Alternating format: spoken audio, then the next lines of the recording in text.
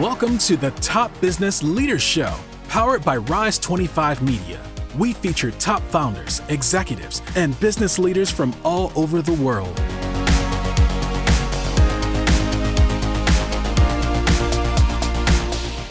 Chad Franzen here, co-host for this show where we feature top restaurateurs, investors, and business leaders. This is part of our SpotOn series. SpotOn has the best-in-class payment platform for retail, and they have a flagship solution called SpotOn Restaurant, where they combine marketing, software, and payments all in one. They've served everyone from larger chains like Dairy Queen and Subway to small mom and pop restaurants. To learn more, go to SpotOn.com. This episode is brought to you by Rise 25. We help B2B businesses to get ROI, clients, referrals, and strategic partnerships through Done-For-You podcasts. If you have a B2B business and want to build great relationships with clients, referral partners, and thought leaders in your space, there's no better way to do it than through podcasts and content marketing. To learn more, go to rise25.com or email us at support@rise25.com. Mike Gurevich is the founder and owner of M&A Brands, a boutique craft casual restaurant group based in Boston. M&A Brands concepts include the legendary Mike and Patty's breakfast sandwich concept. Hey, Mike, thanks for joining me today. How are you? Hey, great. Thanks for having me, Chad. I appreciate your time, and thanks for having me on. Yeah, thank you so much. Great to talk to you. Hey, so Mike and Patty's location in Bay Village was started in 2008. You and your business partner became the new owners on New Year's Eve of 2013, if I'm not mistaken. Tell me how that came about. Yeah, so I was in the real estate space, and at that time, I think I was like 26 or so, and I was kind of like young and hungry, but also young and dumb in a lot of ways. And at that time, like I said, I was a real estate agent. My partner, she had like her own permanent makeup salon, which is like beauty segment, basically. So we're both, real estate agent is kind of a hybrid entrepreneur thing where you work for yourself. You also have a broker. So at the end of the day, her and I were really accustomed to working for ourselves. And we were very kind of idealistic and very kind of dreaming at that point in our lives. We were very, exploring what we wanted to do, the lifestyle that we wanted. And at that point, we had been traveling a bit in the off season around the country and around the world a little bit. And, we're really always inspired by having great food traveling, and that usually ended up being cafes, sandwich shops, just kind of your quicker, less formal but really mind-blowing food. Really enjoying the kind of, I guess you could say, like, I want to put this in the right words, kind of the wanderlust, right, of traveling to a place and walking into a door and just being wowed by their offerings, something casual, coffee shop, sandwich shop, just being kind of captivated and getting that euphoric kind of feeling from being like, wow, this is really a special, amazing place. And we decided that we wanted to potentially try to create something like that ourselves. So that was around, right before 2012. So like in 2011, 2012, we started to have those conversations and having this kind of what I like to refer now as like delusions of grandeur. And we decided that we would try to delve into the restaurant cafe space. And we had talked about starting our own concept, and that kind of developed a little bit. And then we came across an opportunity to purchase an existing concept that was called Mike and Patty's, which was originally started in 2008 by another gentleman named Mike, which is kind of a crazy story. And there's obviously, lots of Mikes. It's a pretty popular name in the United States these days, or back around the time I was born, at least. Mm-hmm.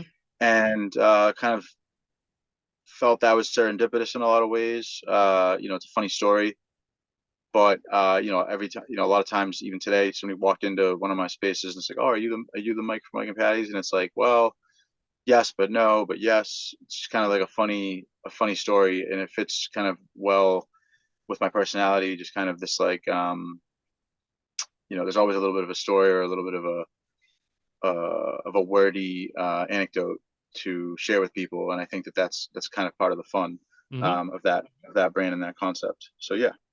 So you that's came about a little bit more than 9 years ago. What there's a lot of things I could follow up on based on your answer there. Why would you say that? Why would you call yourself young and dumb now, looking back on it? Well, I think, I had my background from like my major in college was entrepreneurial studies in the business administration. That was Mm-hmm. my focus for my degree, and so I'd always been entrepreneurial. I always wanted to start my own business, and the reason why I say kind of young and dumb is because had I known now, or had I known even a fraction of what I know now, I don't know if I would have done it. I probably would have, because I think it was a good opportunity. I would have done things very differently. But I think a lot of people romanticize the restaurant business, rightfully so. It is a really cool business, and everybody loves food. And it's such a great way to connect with your community and with people, and really bring joy into people's lives, and Mm-hmm. bring joy out of people that somebody what could possibly make somebody's day more than that somebody's having a bad day, or somebody's coming to the city to explore, and they need something to kind of obviously need something to eat. They want to have a cool experience, embrace something, and what better way to be able to do that than step into a kind of a cool concept, a sandwich shop, breakfast sandwiches, coffee, whatever that is. But to answer your question, it's an incredibly challenging business. The restaurant business is, restaurants from full service all the way to casual. It's, I used to think about it and say, oh, it's such a hard business, and I kind of was hard on myself and saying, oh, that's just an excuse, or it's really not that hard. When you when you step out, and I've had a good amount of experience now. I have a great network of entrepreneurs from other industries, all types of walks of life, investment. I've done some private investing, and had this exposure to all these different industries and careers and businesses, and I can now say with certainty that restaurants are incredibly difficult of a vertical, and incredibly difficult business to manage. And for the margins and the reward value proposition wise, it's probably not worth it a lot of times. Not to pop anybody's bubbles, but that's the truth. Those are facts. And my delusions of grandeur, or kind of my idealistic know-it-all mentality at the time, is kind of what got me into it in a certain way. So there's pros and cons. It's been a long road, but at the end of the day, no regrets. I love it. It's a phenomenal, very rewarding business, and Mm-hmm. it's a lot of fun, but it's extremely challenging. It's a very challenging business, especially for somebody. I always tell people I have like a startup mentality. My entrepreneurial kind of mentality, or my discipline, or kind of my approach is very startup like. And I think that is a difficult approach to take, because trying to look at scaling and outsourcing, and bringing on great people to help accomplish goals in a restaurant business is doable and possible. And in fact, I think it's imperative that that's done. It's very challenging, and it's a lot harder to do those things than in other businesses. Did you have much restaurant experience? I know you had a lot of you had an entrepreneurial spirit and a business background, real estate. Did you have much restaurant experience leading up to that point? So I worked in a lot of cafes growing up. I worked for my partner and we actually both worked at Panera Bread in Swampscott, North Shore, Boston, together when we were in high school, when we were like 15 and 16, which is kind of serendipitous also.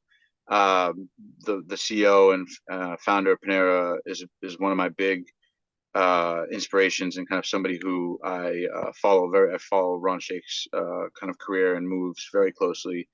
So like, serendipitous, right? At the time, I had no idea who he was. I was 16 and just stubborn, but I had done that. I worked for a couple of cafes. I worked at Wendy's for a while. there's probably some other little food places that I had worked at, in Hmm. high school and such, but those are the ones that stand out. And then my partner, Anya, she had worked for Legal Seafoods for a good amount of her time in, I think, senior year in high school, and then all throughout college. She was a server and bartender for Legals. She had worked for some other restaurants, so no restaurant management experience, to answer your question. Hmm. So I'm sure you were probably, a lot of people who say they're young and dumb were probably quite confident at the time. What was there anything that kind of like happened, or a moment where you realized like maybe I need to adjust how I think or how I do things, considering the restaurant business and the challenges it presents? Yeah, I mean I still have a lot of those revelations today. I think more so in the last 2 or 3 years, in terms of some in relation to what happened during COVID, and just in terms of trying to scale, just in terms of trying to say, hey, look, we have this successful concept. How do we scale this? How do we turn this into a real business that has some real, a real, in terms of business metrics, a real valuation behind it, or a real, real profit, real revenue, more than just a single location kind of mom and pop. And that's, I think I have those revelations frequently, and I think it's kind of an exponential, um, it's been an exponential process where I think there was some similar realizations or revelations at the beginning that helped scale the single location, and then kind of refining and kind of constantly learning those those kind of learning those lessons, right? Whatever you want to, however you want to call it. And there's been a good amount of them. Let's say failures, right? Like fail fast, fail often, fail fast. And I think I do believe that that leads to success. Just don't go out of business doing that. Fail. Don't completely fail, right? Fail often and fail fast. And I think those lead to those kind of revelations or perspectives or lessons, Sure. if that answers your question. Yeah, absolutely. That's good advice. Hey, so you kind of been in charge of the Mike and Patty's brand for more than 9 years now. How has it changed since you became the owner? Yeah, it's a great question. The concept, which was breakfast sandwiches, basically, it was basically like a diner in 150 square feet. A little bit of Canadian and American influence. That was kind of the initial concept. I think for us, like we always wanted to be that like breakfast sandwich concept. Um, we kind of streamlined the concept for sure. Like when we first took over Mike and Patty's in 2012, the previous owner, he had, I think it was something like 30 to 40 menu items that he was running. This is like, separate of like the issues in the space in order to kind of actually execute on those menu items properly. That besides the fact, like we just way too many menu items. We removed things like hot dogs, which we love. There just wasn't room on the menu for them. We removed, sadly, we've kind of strayed our focus away from lunch sandwiches predominantly. Like we do lunch sandwiches. We have a few at every location, or at least one at every location. Our bigger locations, we do 3 or 4. Um, it's just been focusing on breakfast sandwiches because that is our niche, and I think that's something we do extremely well. And there's a lot of other people that do them very well too. But I think that's kind of like, and that's something I'm very passionate about. At the end of the day, I've always loved breakfast. I've always loved, bacon, eggs, bread, really good, really good coffee. So that's kind of what we doubled down on and focused on as far as that brand. And I think that it's kind of changed from that kind of, the previous owner of Mike and Patty's, the previous Mike Fitzhenry. He's very, very smart guy, very, very interesting, fun guy. Had a really, food genius, had so many good ideas. And, I think at times it's better to just try our best, even if it's not something we want to do, just kind of like narrow it down and just focus on a few things. And, I have just as many ideas as he did, if not more. And that's been like the hardest part, is just kind of simplifying, or kind of focusing on a few things at a time. So to answer your question, we spend a lot of time on, getting the consistency of our sandwiches down, coming up with new menu items as often as we can. That's been a challenge of recently, although it's about to change. and then the branding, like the branding's been a really big thing for us to focus on.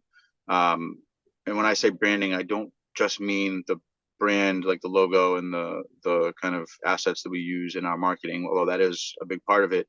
It's also just who we are, our values, what we stand for, how we engage with our guests, how we engage with our community, what we're trying to provide them. And that's kind of brought us to where we are now.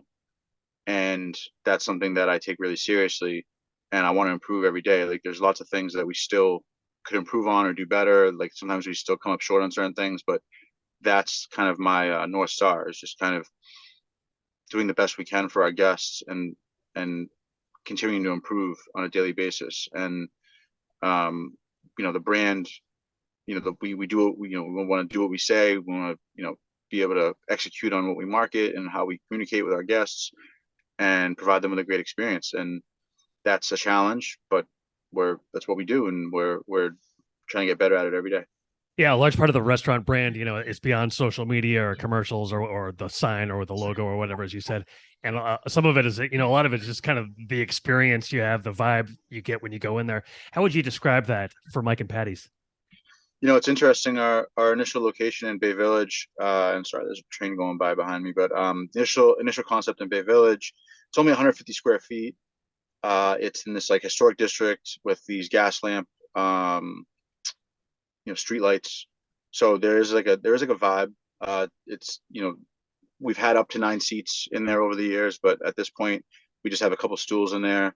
We weren't doing any seating during COVID. There's really not a lot of room in there. People come in to order. A lot of people order online, but people still come in to order. And it's kind of, you can eat in there, but you're not going to spend a lot of time in there. So the vibe is kind of, we have a little bit of kind of aesthetic, and we have the brand prominently displayed. We just did digital menus in there for the first time. So prominent branding. It's a historic district, historic building.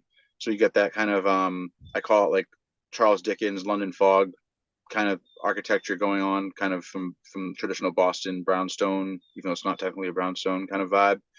But as far as our other locations, we've kind of created this a little bit more refined vibe. We do a lot of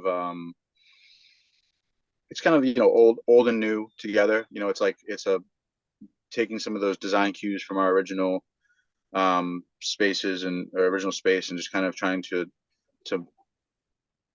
brand align like our design and the vibe with the brand itself. And through the we try to play try to have some good music playing.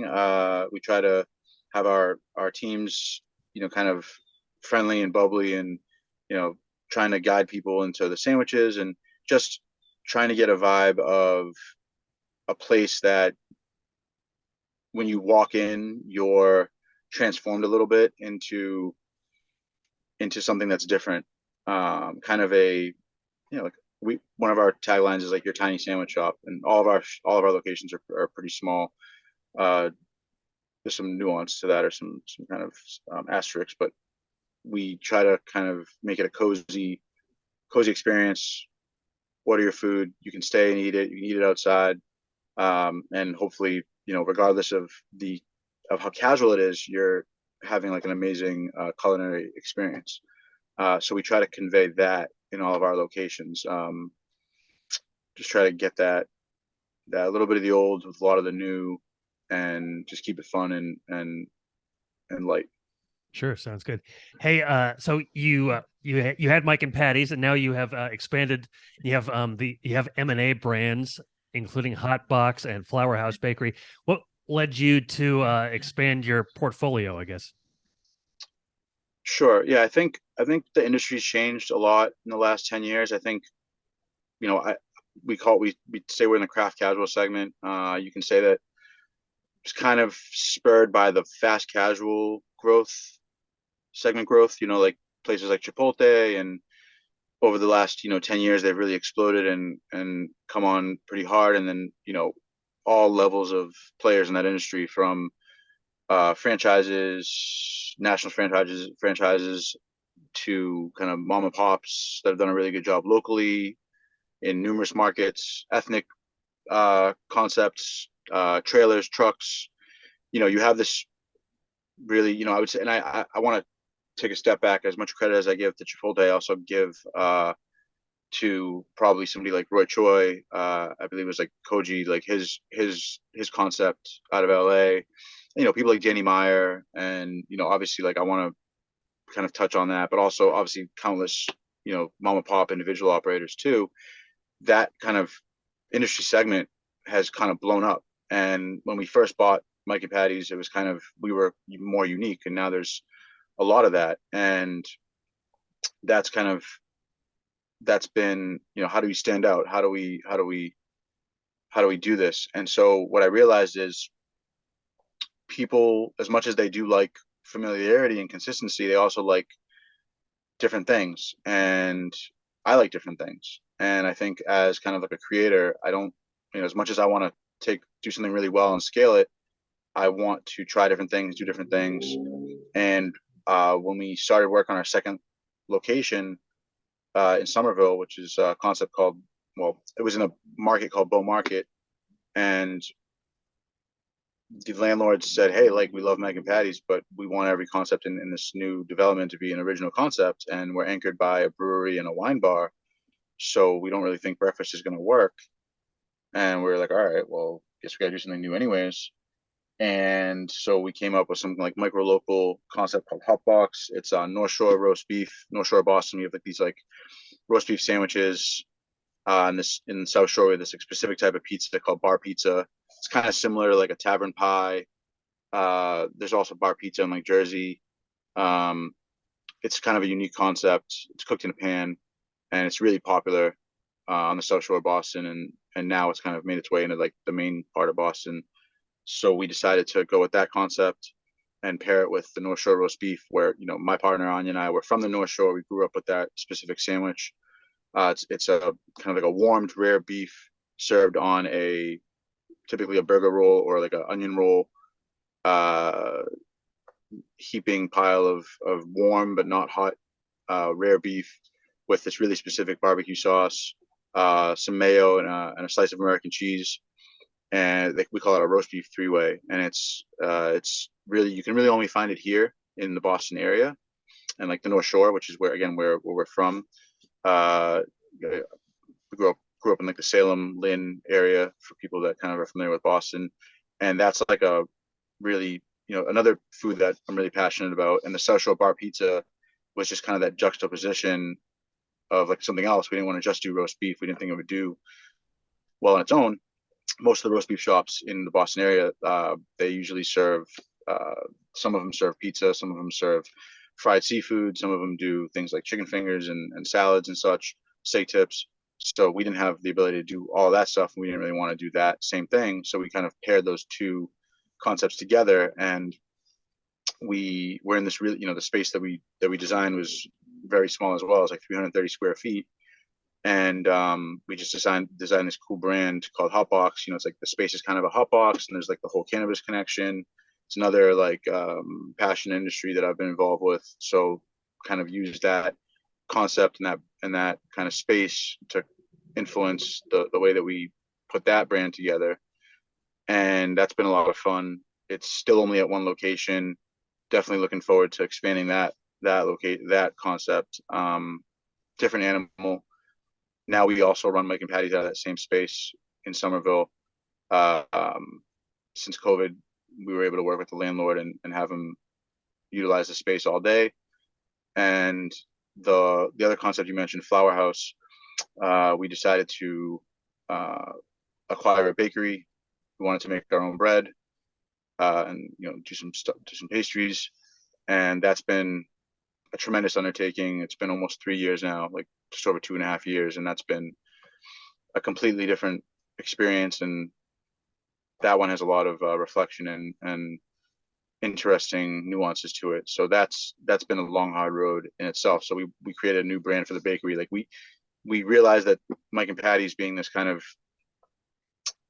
it's not the brand that I would have created. I would have never named anything after myself or anything. You know, it's just, you know, obviously it's great and funny in a lot of ways, but it's not the brand that I would have created. So the brands that we create now, and, you know, we've created a lot of them, right now we've done some pop-ups with unique brands that we've created, and we have other ones that are being developed now, that are really fun and exciting, and I think they just get better and better as we go. But the point being is, the brands that we create, we really want them to be reflections of ourselves. We want them to be fun. We want them to be, we want people to kind of see them and get kind of a little bit excited. And I think we've done that, especially with Hotbox. I think Hotbox is a phenomenal brand. Flourhouse, I think, is an amazing brand as well. It's kind of in this like hidden part of Newton, right outside Boston. Has a lot of potential as well. And it's fun for us to do that. And I think back to like the original point of like just being differentiated, doing different things. It's what I get excited about. So like, as much as I focus on breakfast sandwiches, creating brands is what I'm really creating brands and concepts, including menus and the food behind them is what I'm really passionate about. So really doing new things. Sure. I'm a serial entrepreneur and really like to create. It's kind of my way of art. Yeah, that's great. And that's how I express myself. Sure. I saw that the pizza at Hotbox was recognized by Boston Magazine in the last couple of years as the best pizza. What's so great about it, and who came up with the specific recipe? I mean, is somebody there a pizza expert that was able to create the best pizza in Boston, or how did you come up with it? Yeah, so that's a great question. It's funny. I'm very grateful for Boston Magazine, Best of Boston, for awarding us that in 2020. That was great. It was actually a big surprise. South Shore Bar Pizza, the style itself, it's phenomenal. It's great pizza. I was not a believer in 2017 when we started going out and tasting bar pizza on the South Shore. Went to all the famous places at that time. There's some new ones, but not. There's a couple that were standout, really good. There's a couple that I was just not that impressed with, and I was concerned. I was like, is this something I'm going to be able to get behind?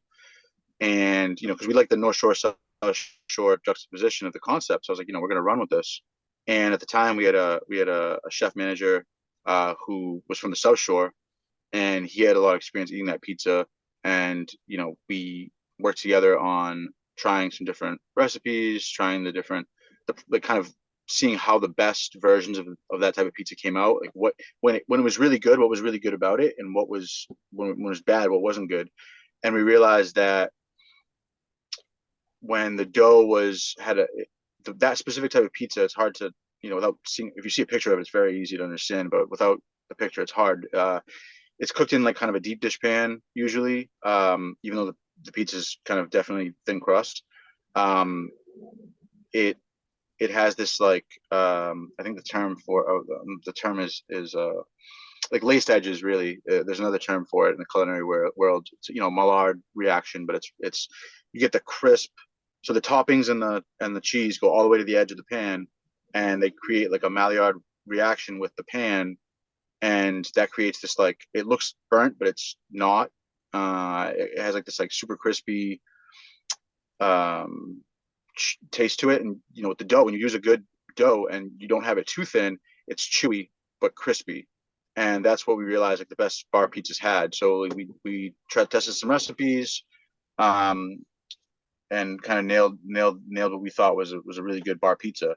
And I think at the end of the day, like, I'm very, it's everything's subjective when you're talking about awards and such, but I'm very grateful for that. I mean, I think there's so much great pizza in Boston. I think it's probably one of Boston's best, foods. I think, Boston's food scene it's coming along. Has great pizza. There's so much great pizza in Boston. And like a lot of the artisanal styles, this Neapolitan, and these, now we have like some Detroit style, and some of these traditional, more like New York style pies. And now we have these New York style pies that are coming. There's so many great places now that I think those places, the dough matters a lot more, because you're fermenting, you're kind of doing all these creative dough processes and using, kind of Neapolitan style wood fired ovens, or if you're using even electric oven that burns really hot, the dough is the star of the show. Whereas the bar pizza, it's a little bit more of the composition. Like it's really thin crust. It's more about the crispiness of the undercarriage and the kind of the laced edges. Sometimes almost more than it is with some of these other artisanal styles. So I think that it was really just kind of focusing on the composition. And also we have I guess the one standout, like from like a topping perspective, like we do the traditional, we do like a really cool pepperoni. We do like a buffalo chicken, kind of like your kind of, I wouldn't say like standard pizzas, but kind of in the more traditional American pizza toppings.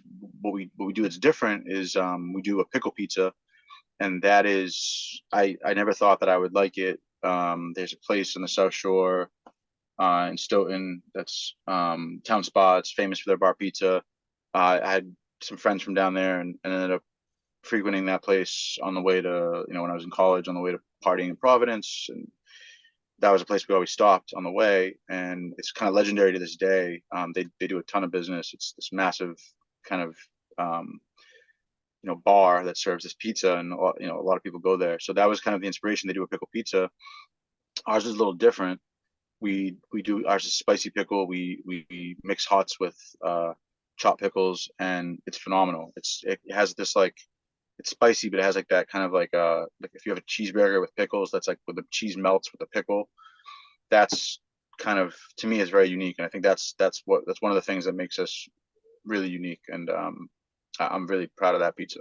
Yeah, sounds great. Hey, what are some of your goals then for M&A Brands moving forward? Yeah, we're definitely we're dedicated to the Boston market. We're definitely going to continue to expand the Mike and Patty's brand, the Hot Box brand. Definitely looking forward to coming out with some great products on the bakery side. Some new concepts that are going to be coming out soon. New locations in the works. Though I will say that my biggest kind of project, or one of my biggest things I'm working on now, is going outside of the Boston market. That's been a goal of mine for a long time, and finally making some headway on that. I think there's so much opportunity in this country. I think Boston's great.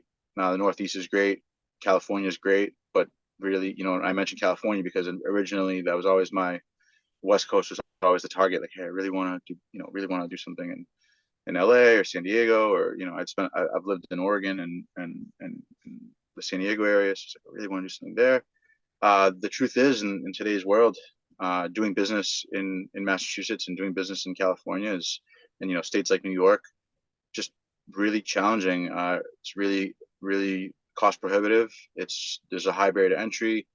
The bureaucratic systems in place make it really difficult, especially for mom and pops or kind of independent restaurant operators to do projects. It's kind of of course it's anything's possible, but just comparatively, it's hard to conduct business in these states, in these cities, and which is unfortunate. It's just a fact of how things are today, and I'm really looking to different parts of the country where there's just better opportunity, to be perfectly frank, in the restaurant, the culinary business.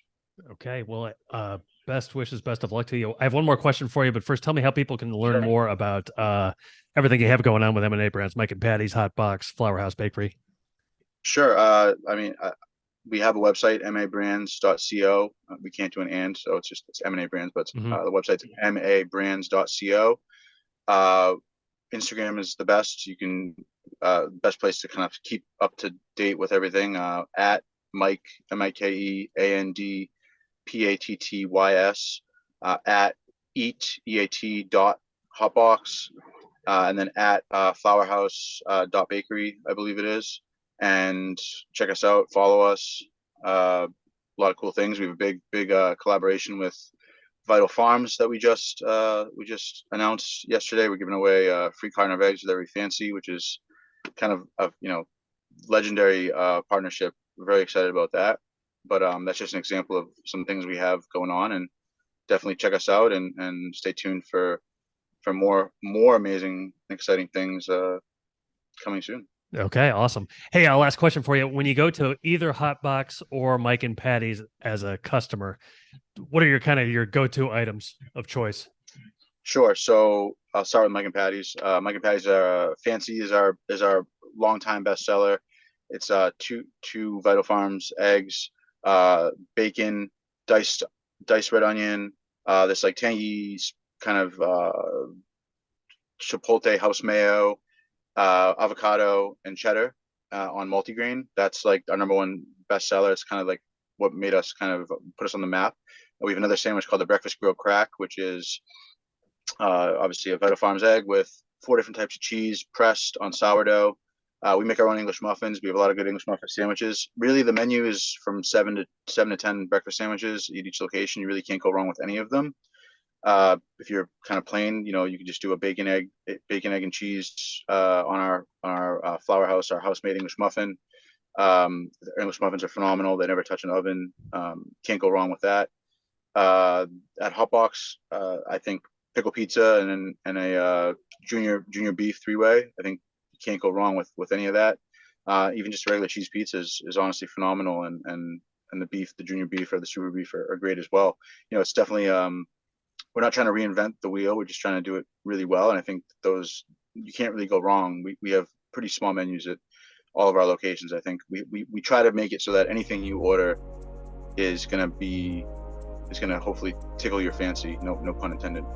Okay. I'm starving now. Hey, Mike, it's been great to talk to you. Thank you so much. I really appreciate it. Thank you so much. I appreciate your time. So long, everybody. Thanks for listening to the Top Business Leaders Show, powered by Rise 25. Visit rise25.com to check out more episodes of the show and to learn more about how you can start your own podcast.